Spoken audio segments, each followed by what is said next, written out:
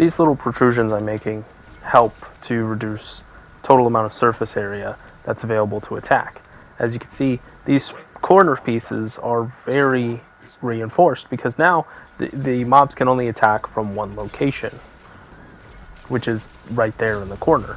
Each one of these little hallways is meant to really limit the mob's movement, as well as split them up and keep them divided, so that they're easier for my turrets and my own weaponry to deal with them. As you play through the game and research more turret types, you'll have more and more tools to take advantage of these obstacles that you put in the mob's way.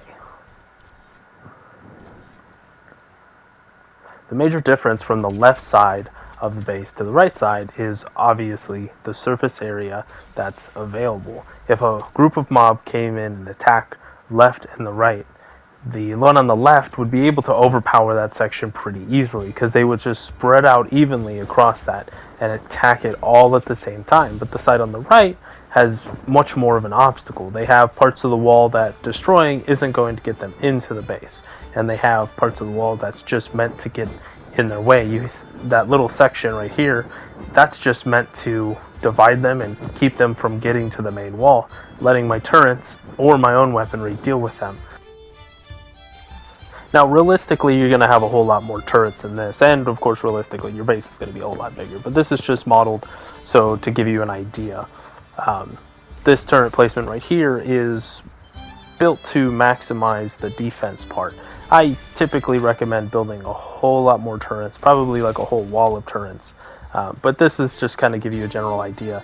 Each turret is in its own little square, so that when one turret is exposed, it doesn't compromise the entire lane of turrets. Each one is guarded by a wall that needs to be broken down before the other turrets can get to. And this is just another layer of defense that you have on the front lines to make sure that if the mobs do get through the front lines, your entire defensive frontline infrastructure doesn't just collapse because there's one little breach. You want to make sure to give yourself enough space and enough leeway that you can lose whole sections of your defense and not compromise the rest of your defense, especially in really powerful late game attacks. Now, time for a live test. As you can see, the mobs on the left and on the south have just completely taken in. They're just arraying themselves over the wall. We have some reinforcements here, and you just see them kind of relocating to anywhere that there's less mobs. But nobody's going over to the right side. Nobody's going over to the right side because the right side, that's not a vulnerability. That is heavily fortified. And even on the left side, you have that double barrier. Even there, the mobs are just kind of attacking it all at once. And so even with that double reinforced, without those protrusions really messing with the mob's attack, it's not slowing them down any more than it would just a standard wall. But with these protrusions, they really just mess up the mob's ability to relocate and redistribute their attack. And even with this double wall down at the south, they've already cleared through that. They're moving into the main wall. The wall on the top is going to give out first, but I feel like these just are great examples of why these protrusions work so well. It's just they divide the enemy, they keep them from relocating too easily, they serve as fodder. You know, they can get taken down, they can get attacked, but it's not going to give them any access to any new vulnerabilities or new angles for the mobs to attack your defenses.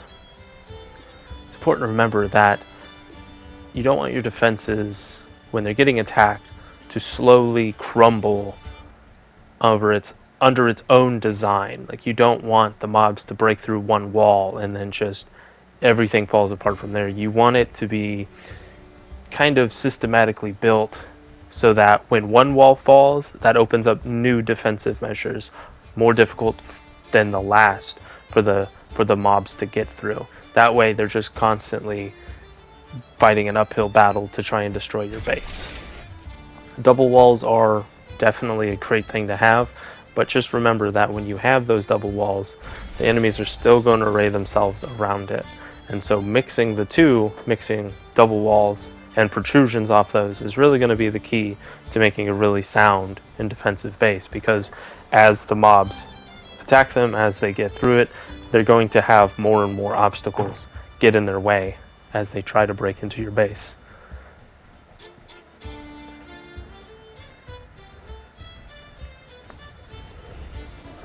I purposely shaped this wall to be concave inwards so that the mobs will all kind of pour in and get stuck in between the turrets. This way, rather than having a flat wall that they can just all spread evenly around, I have this big corner and I have a protrusion up there to kind of keep them from going around.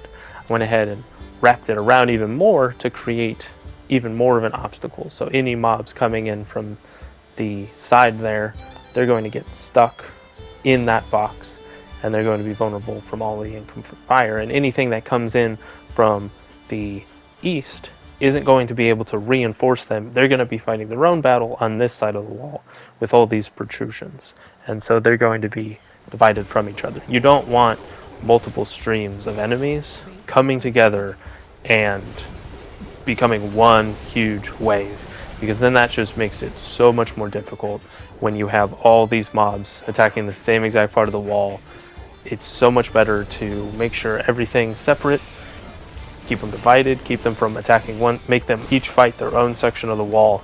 That way your defenses can hold against the divided forces. So I went ahead and built this wall to kind of give you an idea. And I love building little things like this, especially around like natural structures, because they just do such a great job of getting in the mob's way. But I just wanted to build this to kind of show you that this kind of structure, this was just built very, it's just a open square. But look how the mobs just kind of pour into it and trap themselves in it. Like it's such a simple structure that just does such a great job of like just putting them in a disadvantage.